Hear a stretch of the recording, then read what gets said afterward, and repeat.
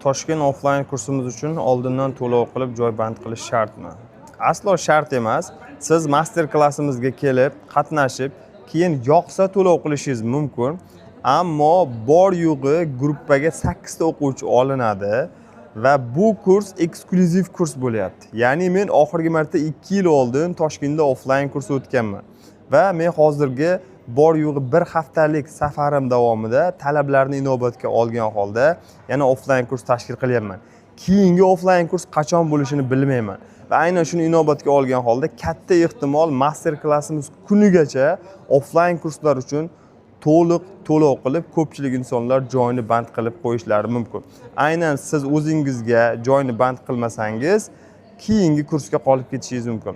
Aynan shu sababli ham maslahatim oldindan to'lov qilib joyni band qiling va qolgan ma'lumotlar master klassimiz kuni to'liq beriladi.